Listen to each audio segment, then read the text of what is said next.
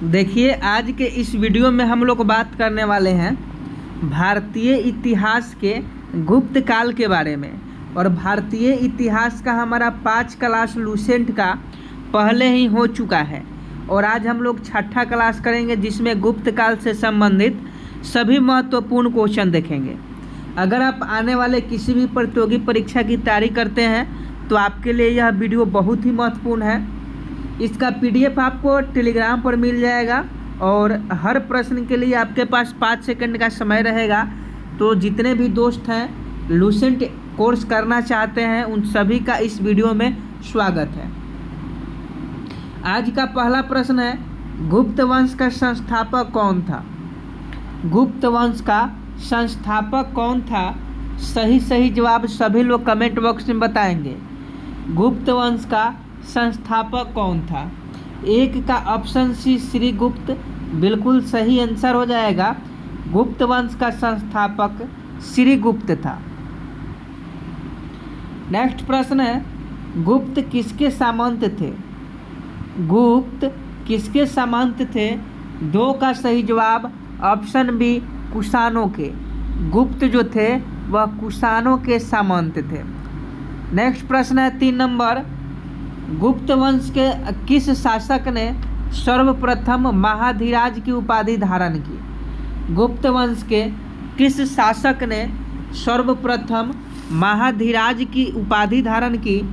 3 का right answer Chandragupta प्रथम हो जाएगा। चंद्रगुप्त फर्स्ट ने महाधिराज की उपाधि धारण की। नेक्स्ट प्रश्न है 4 नंबर, सुमेलित करना है। तो देख लीजिए 4 नंबर, प्रयागराज और इलाहाबाद प्रशस्ति अभिलेख किसका था? तो देख लीजिए 4 का सही जवाब जल्दी से कमेंट बॉक्स में कमेंट करके बताएं कि 4 का सही जवाब आपका क्या हो जाएगा। हर प्रश्न के लिए आपके पास 5 सेकंड का समय है तो सभी लोग सही जवाब देने का प्रयास करेंगे। तो देख लीजिए, प्रयाग इलाहाबाद प्रशस्ति अभिलेख जो था वह समुद्रगुप्त का था और बिलसर स्तंभ लेख जो था वह कुमारगुप्त का था। भीतरी स्तंभ लेख जो था वह स्कंदगुप्त का था और मंदसौर अभिलेख जो था, मंदसौर लेख जो था वह बंधुवर्मन का था। तो ये बिल्कुल आपका सामने है तो इसका सही आंसर आपका देख लीजिए यही हो जाएगा। अगला प्रश्न 5 नंबर है, इसका सही आंसर ऑप्शन ए हो जाएगा। नेक्स्ट प्रश्न है 5 नंबर, गुप्त शासन के दौरान निम्नलिखित में ऐसा व्यक्ति कौन था जो एक महान खगोल विज्ञानी और गणितज्ञ था? गुप्त शासन के दौरान निम्नलिखित में से ऐसा व्यक्ति कौन था जो एक महान खगोल विज्ञानी और गणितज्ञ था? 5 का ऑप्शन सी आर्यभट्ट बिल्कुल सही आंसर हो जाएगा। आर्यभट्ट ने जीरो का आविष्कार किया। यह खगोल विज्ञानी के साथ साथ गणितज्ञ भी थे। नेक्स्ट प्रश्न है 6 नंबर, गुप्त शासकों की सरकारी यानी दरबारी भाषा क्या थी? गुप्त शासकों की दरबारी भाषा क्या थी? ऑफिशियल लैंग्वेज गुप्त शासकों की बताना है। 6 का ऑप्शन डी संस्कृत बिल्कुल सही आंसर। गुप्त शासकों की जो सरकारी भाषा थी वह संस्कृत थी। नेक्स्ट प्रश्न है, इतिहासकार B.A. स्मिथ ने किसकी विजयों से प्रभावित होकर उसे भारत का नेपोलियन कहकर पुकारा है? तो सबसे पहले आप हमें बताइए कि भारत का नेपोलियन किसे कहा जाता है? तो भारत का नेपोलियन समुद्रगुप्त को कहा जाता है। और सबसे पहले किसने कहा? B.A. स्मिथ ने। B.A. स्मिथ ने समुद्रगुप्त को भारत के नेपोलियन कहकर पुकारा था। नेक्स्ट प्रश्न है 8 नंबर, गुप्त वंश का वह राजा कौन था जिसने हुनों को भारत पर आक्रमण करने से रोका? 8 का सही जवाब ऑप्शन सी स्कंदगुप्त हो जाएगा। नेक्स्ट प्रश्न है, गुप्त राजवंश किस लिए प्रसिद्ध थे? गुप्त राजवंश किस लिए प्रसिद्ध थे? सही जवाब कला एवं स्थापत्य के लिए। बहुत बार ये क्वेश्चन पूछा गया है, गुप्त राजवंश किस लिए प्रसिद्ध थे? कला एवं स्थापत्य के लिए। नेक्स्ट प्रश्न है, अजंता कलाकृतियाँ किससे संबंधित है? अजंता कलाकृतियाँ किससे संबंधित है? 10 का ऑप्शन डी गुप्त काल से। अजंता कलाकृतियाँ गुप्त काल से संबंधित है। 11 नंबर, कुछ विद्वानों के अनुसार कवि कालिदास किसके राज कवि थे? कुछ विद्वानों के अनुसार कवि कालिदास किसके राज कवि थे? 11 का ऑप्शन सी चंद्रगुप्त द्वितीय यानी विक्रमादित्य बिल्कुल सही आंसर। विक्रमादित्य के दरबार में कालिदास जो थे वह राज कवि थे। सही आंसर ऑप्शन सी। नेक्स्ट प्रश्न है, अजंता चित्रकारी का विषय वस्तु निम्नलिखित में किससे संबंधित है? अजंता चित्रकारी का विषय वस्तु निम्नलिखित में किससे संबंधित है? 12 का सही जवाब ऑप्शन बी बौद्ध धर्म से। बौद्ध धर्म से अजंता का चित्रकारी जो है वह संबंधित है। अगला प्रश्न है, उत्तर गुप्त युग में जो विश्वविद्यालय प्रसिद्ध हुआ वह था? कौन सा विश्वविद्यालय उत्तर गुप्त युग में प्रसिद्ध हुआ था? 13 का right answer option C Nalanda विश्वविद्यालय। Nalanda will be right answer. Eran अभिलेख का संबंध किससे है? एरन अभिलेख इसका जो संबंध है वह भानुगुप्त से है। देख लीजिए आरआरबी में पूछा गया प्रश्न है, Bhanugupta will be right answer. Fahien किसके शासनकाल में भारत आया था? कतई जहर प्रश्न है। बिहार पुलिस में भी पूछा गया प्रश्न है कि फाहियान किसके शासनकाल में भारत आया था? 15 का ऑप्शन डी चंद्रगुप्त द्वितीय बिल्कुल सही आंसर। फाहियान जो था वह चंद्रगुप्त द्वितीय के शासनकाल में भारत आया था। नेक्स्ट प्रश्न है, भारतीय संस्कृति का स्वर्ण युग किसे कहा जाता है? तो देखिए भारतीय संस्कृति का जो स्वर्ण युग था वह गुप्त काल को कहा जाता है। आरआरबी 2004 में कुछ पूछा गया प्रश्न है।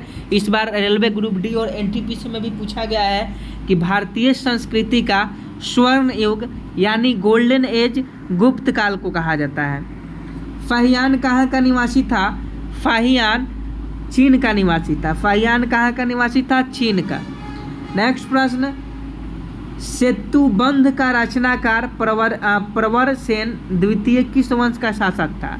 तो सबसे पहले आप यह याद रखिएगा, सेतुबंध की रचना प्रवर सेन द्वितीय ने किया और यह जो था वह वाकाटक वंश का शासक था। नेक्स्ट प्रश्न है, किस गुप्तकालीन शासक को कविराज कहा गया? किस गुप्तकालीन शासक को कविराज कहा गया? सही जवाब समुद्रगुप्त। समुद्रगुप्त को कविराज कहा गया। भारत का नेपोलियन भी कहा जाता है। स्कंदगुप्त अगला प्रश्न, स्कंदगुप्त को किस स्तंभ लेख में सक्रोपम कहा गया है? स्कंदगुप्त को किस स्तंभ लेख में सक्रोपम कहा गया है? 20 का सही जवाब ऑप्शन है कौहम स्तंभ लेख। कौहम स्तंभ लेख में स्कंदगुप्त को सक्रोपम कहा गया है। अगला प्रश्न है, श्रीलंका के राजा मेघवर्मन ने किस स्थान पर भगवान बुद्ध का मंदिर बनवाने के लिए समुद्रगुप्त से अनुमति मांगी थी? तो देखिए जो श्रीलंका के राजा मेघवर्मन थे, 21 का जो सही आंसर हो जाएगा ऑप्शन बी हो जाएगा, बोध गया। श्रीलंका के राजा मेघवर्मन ने भगवान बुद्ध का मंदिर बनाने के लिए समुद्रगुप्त से अनुमति मांगी थी और वह बोध गया में बनाना चाहता था। नेक्स्ट प्रश्न है 22 नंबर, मंदिर निर्माण कला का जन्म सर्वप्रथम कब हुआ? मंदिर निर्माण कला का जन्म सर्वप्रथम कब हुआ? 22 का राइट आंसर ऑप्शन बी गुप्त काल में। मंदिर निर्माण का जो कला था वह गुप्त काल में उसका जन्म हुआ था। अगला प्रश्न है, चंद्रगुप्त द्वितीय ने विक्रमादित्य की उपाधि कब धारण की? क्वेश्चन पूछा जाता है कि चंद्रगुप्त द्वितीय को और क्या कहा जाता है? विक्रमादित्य। और यह उपाधि जो है इसने कब धारण की? तो 23 का ऑप्शन है शकों का उन्मूलन करने के बाद। शकों का उन्मूलन करने के बाद चंद्रगुप्त द्वितीय ने विक्रमादित्य की उपाधि धारण की। अगला प्रश्न देख लीजिए, गुप्त काल के सर्वाधिक लोकप्रिय देवता कौन थे? गुप्त काल के सर्वाधिक लोकप्रिय देवता कौन थे? तो यह महादेव थे यानी शिव थे। तो 24 का ऑप्शन है बिल्कुल सही आंसर हो जाएगा। 25 नंबर क्वेश्चन देख लीजिए, चंद्रगुप्त द्वितीय ने अपनी किस विजय की खुशी में चांदी के विशेष सिक्के जारी किए? तो सबसे पहले आप याद रखिएगा कि चांदी के विशेष सिक्के जो थे वह चंद्रगुप्त द्वितीय यानी विक्रमादित्य ने जारी किए, और यह किस खुशी में किए? तो 25 का ऑप्शन सी, शकों को पराजित करने के बाद। शकों के पराजित करने के बाद चंद्रगुप्त द्वितीय यानी विक्रमादित्य ने चांदी के विशेष सिक्के जारी किए थे। अगला प्रश्न देख लीजिए, मेहरौली जो दिल्ली में स्थित है, लौह स्तंभ का निर्माण किस सदी में हुआ? मेहरौली स्थित लौह स्तंभ का निर्माण किस सदी में होता है? तो 26 का सही जवाब ऑप्शन है चतुर्थ सदी में। चतुर्थ सदी में मेहरौली स्थित लौह स्तंभ का निर्माण होता है। अगला है, फाहियान और ह्वेनसंग ने किस के राज्यों को देखा? फाहियान और ह्वेनसंग ने किसके राज्यों को देखा? तो देखिए, फाहियान और ह्वेनसंग जो थे, फाहियान किसके शासनकाल में भारत आया था जी? तो फाहियान जो था वह विक्रमादित्य के शासनकाल में भारत आया था, और ह्वेनसंग किसके शासनकाल में भारत आया था? तो हर्षवर्धन के शासनकाल में। तो इसका सही आंसर ऑप्शन डी हो जाएगा। फाहियान चंद्रगुप्त विक्रमादित्य के राज्यों को देखा, ह्वेनसंग हर्षवर्धन के राज्यों को देखा। धनवंतरी थे, 28 का सही जवाब बताइए कि धनवंतरी कौन थे? धनवंतरी थे, ये क्वेश्चन पूछा गया है बहुत बार। 28 का ऑप्शन बी, चंद्रगुप्त विक्रमादित्य के राज दरबार के 9 रत्न में से एक जो कि प्रसिद्ध चिकित्सक थे। धनवंतरी जो थे वह चंद्रगुप्त विक्रमादित्य के राज दरबार के थे, और यह एक चिकित्सक थे। अगला प्रश्न, गुप्तकालीन शासन प्रणाली किस प्रकार की थी? गुप्तकालीन शासन प्रणाली किस प्रकार की थी? 29 का ऑप्शन है राजतंत्रात्मक। गुप्तकालीन शासन प्रणाली जो थी वह राजतंत्रात्मक थी। फाहियान द्वारा रचित ग्रंथ को फोकुआ की में निम्न में से किसका विवरण नहीं मिलता है? फाहियान के द्वारा एक रचित ग्रंथ है जिसका नाम फोकुओ की है। फोकुओ की जो है वो फाहियान द्वारा रचित ग्रंथ है, और इसमें जो है किसका विवरण नहीं मिलता है? तो 30 का ऑप्शन है बौद्ध धर्म के सिद्धांतों का। इसमें बौद्ध धर्म के सिद्धांतों का विवरण नहीं मिलता है। गुप्त स्थापत्य कला का सर्वोत्कृष्ट मंदिर निम्न में से कौन सा है? गुप्त स्थापत्य कला का सर्वोत्कृष्ट मंदिर निम्न में से कौन सा है? 31 ऑप्शन बी, देवगढ़ का 10 अवतार मंदिर। नेक्स्ट प्रश्न है, अजंता की गुफा में किन गुफाओं का निर्माण गुप्त काल में हुआ? 32 का ऑप्शन सी, 16, 17 एवं 19। 16, 17 एवं 19 जो है गुफाओं का निर्माण जो है वो अजंता की गुफाओं में किया गया था। अमरकोश के लेखक अमर सिंह किस शासक के दरबार से जुड़े थे? तो देखिए, अमरकोश की जो रचना है वो अमर सिंह ने किया था, और यह जो थे चंद्रगुप्त द्वितीय के शासक के दरबार से जुड़े हुए थे। गुप्त संवत 319-320 को प्रारंभ करने का श्रेय किसे दिया जाता है? गुप्त संवत जो है उसकी प्रारंभ 319 और 20 में किया गया, और इसका जो श्रेय है वो किसको जाता है?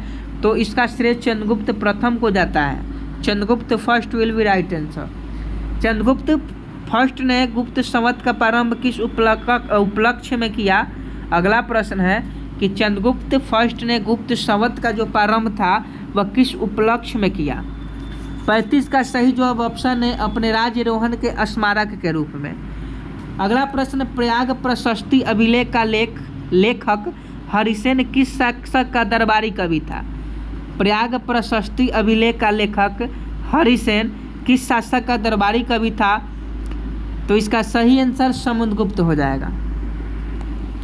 गुप्त काल को प्राचीन भारत का क्लासिकल युग, गुप्त काल को प्राचीन भारत का क्लासिकल युग क्यों कहा जाता है? गुप्त काल को प्राचीन भारत का क्लासिकल युग क्यों कहा जाता है? तो इसका सही आंसर कला व साहित्य के क्षेत्र के अपने चरमोत्कर्ष पर पहुंचने के कारण। नेक्स्ट प्रश्न है, सारनाथ के धमेख स्तूप का निर्माण किस काल में हुआ? तो देखिए, धमेख स्तूप की हम लोग बात करें,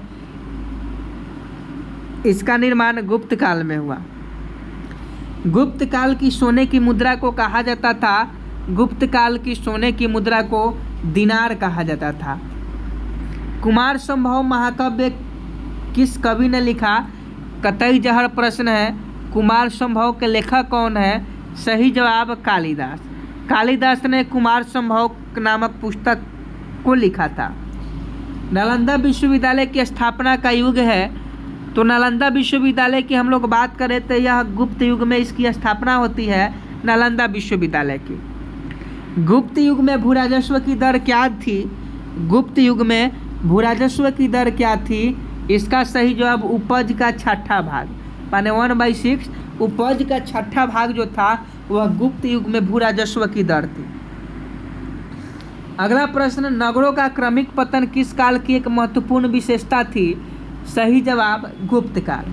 गुप्त काल नगरों का क्रमिक पतन गुप्त काल की एक महत्वपूर्ण विशेषता थी। किस वंश के शासक ने मंदिर एवं ब्राह्मणों को सबसे अधिक ग्राम अनुदान में दिया था? तो 44 का सही आंसर गुप्त वंश हो जाएगा। अगला प्रश्न है, दिल्ली के मेहरौली के कुवत उल इस्लाम मस्जिद के प्रांगण में स्थित प्रसिद्ध लौह स्तंभ किसकी स्मृति है? 45 का सही जवाब चंद्र, बिल्कुल सही आंसर। कालिदास द्वारा रचित मालविकाग्निमित्र नाटक का नायक था? तो देखिए कालिदास ने मालविकाग्निमित्र जो है वह नाटक लिखा था और इसका जो नायक था वह आपका अग्निमित्र था। अग्निमित्र इसका नायक था। अग्निमित्र इसका नायक था। अगला प्रश्न देख लीजिए, समुद्रगुप्त की सैनिक उपलब्धियों का वर्णन किस अभिलेख में उपलब्ध है? 47 का सही जवाब ऑप्शन डी हो जाएगा, प्रयाग के। नेक्स्ट प्रश्न है, निम्न में से किस काल में स्त्रियों की पुरुष से बराबरी थी? 48 का सही जवाब ऑप्शन ए, गुप्त काल में। कौन सा राजवंश हुनों के आक्रमण से अत्यंत विचलित हुआ? 49 का सही जवाब ऑप्शन सी, गुप्त, बिल्कुल सही आंसर। निम्नलिखित में से कौन सा नाटक कालिदास ने नहीं लिखा?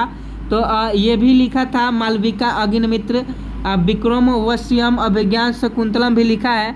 तो 50 का जो सही आंसर हो जाएगा वह आपका ऑप्शन डी, जानकी हरण। जानकी हरण जो है वह कालिदास ने नहीं लिखा था। अजंता गुफाओं के जैसी गुफाएं मध्य प्रदेश में कहाँ है? तो अजंता गुफाएं की जैसी जो गुफा है वह मध्य प्रदेश में बाघ यानी धार में है। गुप्त वंश ने डैश अवधि में शासन किया? गुप्त वंश ने किस अवधि में शासन किया? 52 का सही जवाब 319 से 500 ईसा पूर्व। बाल विवाह की प्रथा आरंभ हुई? बाल विवाह की प्रथा गुप्त काल में ही आरंभ हो गई थी। सोने की सर्वाधिक सिक्के किस काल में जारी किए गए? सोने की सर्वाधिक सिक्के गुप्त काल में जारी किए गए। यूरोपीय भाषा में अनुदित प्रथम भारतीय ग्रंथ कौन सा है? 55 का ऑप्शन बी, अभिज्ञान शकुंतलम। यूरोपीय भाषा में जो अनुवादित है प्रथम भारतीय ग्रंथ है वह अभिज्ञान शकुंतलम है। सती प्रथा का पहला उल्लेख कहाँ मिलता है? तो सती प्रथा का पहला उल्लेख एरन अभिलेख में मिलता है।